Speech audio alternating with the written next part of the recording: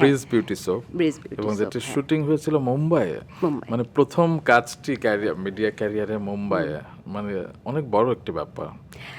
অবশ্যই ওই সময় তো অবশ্যই, কারণ আমি একদমই খুব অল্প বয়সী নতুন একটা মেয়ে, যেটা মিডিয়া সম্পর্কে আমার নিজের কোনো ধারণা নাই, আমার কোনো ব্যাকগ্রাউন্ড নাই, মানে আমার ফ্যামিলিতে কেউ কখনো কাজ করেনি, আমার ভালো লাগে তাই আমি কাজ করতে চাই। তো সেই জায়গা থেকে যখন আমাকে এই সুযোগটা আমি পেলাম, এবং খুব শর্ট টাইমের মধ্যে, হ্যাঁ, আমি সুযোগটা যখন পেলাম, এবং যখন মানে খুব শর্ট টাইমের মধ্যে আমার মনে হয়, যতটুকু আমার মনে পড়ে, যে আমি অ্যাডকমে যখন আমি গেলাম, স্ক্রিন টেস্ট, আমি বুঝি না যে স্ক্রিন টেস্ট কীভাবে করতে হয়, তো যাই হোক সেটা আমাকে বললে ড্রেসটা পরো, ওইভাবে তাকাও, ওইভাবে এভাবে হাসো, ওইভাবে হেঁটে যাও, মানে ওটা স্ক্রিন টেস্ট ছিল। এবং তারপর জিজ্ঞেস করলাম আমার পাসপোর্ট আছে কি না। সম্ভবত আমার ইন্ডিয়ার ভিসাটা ওই সময় ছিল, তো ওর শুটিংটা হয়েছিল যেহেতু মুম্বাইতে, তো ওইটা থাকার কারণে এটা একটা প্লাস পয়েন্ট ছিল, কাজ করেছিল আর কি। তো খুব মনে হয় এক সপ্তাহ না, তার মধ্যেই আর কি আমি চলে গেলাম। তো এটা আসলে আমার কাছে এখন আমি বলছি, কিন্তু ওই সময়ে থাকে না যে মানুষের একটা স্বপ্ন, আমি হঠাৎ করে কিছুই জানি না এগুলো সম্পর্কে, একদমই সাধারণ একটা মেয়ে আমি, হ্যাঁ, আমি সেখানে থেকে একটা নতুন একটা জগতে গেলাম। এক হচ্ছে মিডিয়া এত বড় একটা জায়গা, শোবিজ কিছু কিছু তো তখন বুঝি, কিছুটা তো আইডিয়া হয়েছে। অন্য আর একটা দেশ, সেখানে যে এত বড় সেট, আমি যে বাড়িটাতে আমাদের শুটিং হয়েছিল, মুম্বাই শুটিং এক্সপেরিয়েন্স, হ্যাঁ, মানে যে বাড়িটাতে আমার শুটিং হয়েছিল, সেই ওটা একটা শুটিং হাউস ছিল তখন।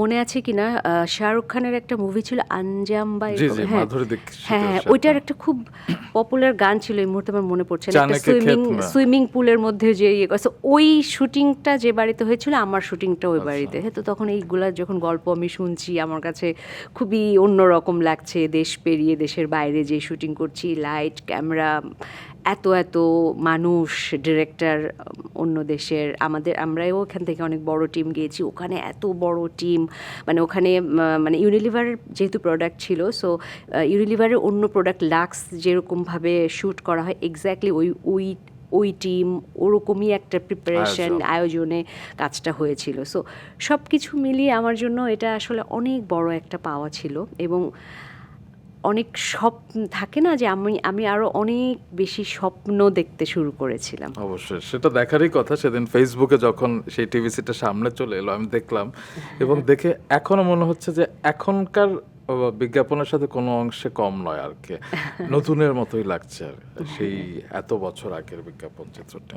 তো যখন প্রচার হলো সেই সময় তো আপনি রাতারাতি পরিচিতি পেয়ে গিয়েছিলেন। না, রাতারাতি পরিচিতি পাইনি, কিন্তু কারণ ওখানে মানে সবকিছু মিলিয়ে আমার প্রেজেন্টেশনটাই এমন ছিল, সবাই তখনও তো আমাকে আসলে ওইভাবে কেউ চেনে না, যখন মাত্র শুরু হয়ে মানে ওই বিজ্ঞাপনটা যখন প্রচার হলো, আমার কাছে আমার মনে আছে যে টেলিভিশনে তো যাচ্ছিলই, যেদিন মানে টেলিভিশনে শুরু হলো সেদিনই বাংলাদেশের ওই মুহূর্তে যত মানে বড় বড় নাম করা মানে পত্রিকা ছিল, সবগুলা পত্রিকার হয় ফ্রন্ট পেজের অর্ধেকটা অথবা ব্যাক পেজের অর্ধেকটা আমার বিশাল বিশাল ছবি যাচ্ছে, হ্যাঁ, বিশাল বিশাল ছবি গেছে, দোকানে দোকানে লিফলেট ঝুলছে, বিভিন্ন জায়গায় পোস্টার, হ্যাঁ, মানে এইগুলা একটা আমার কাছে মনে হচ্ছে আমি একটা স্বপ্নের জগতে চলে গেছি। রাতারাতি পরিচিতি না, তখন হয় কি, যেটা হয়েছিল যে সবাই মনে করতে কি আমি বোধহয় বাংলাদেশের না, কারণ যেহেতু আমাকে কেউ চেনে না, তখন সবাই গেটআপটা ওরকম, সো সবাই ধরেই নিয়েছিল যে এটা। আর তখন না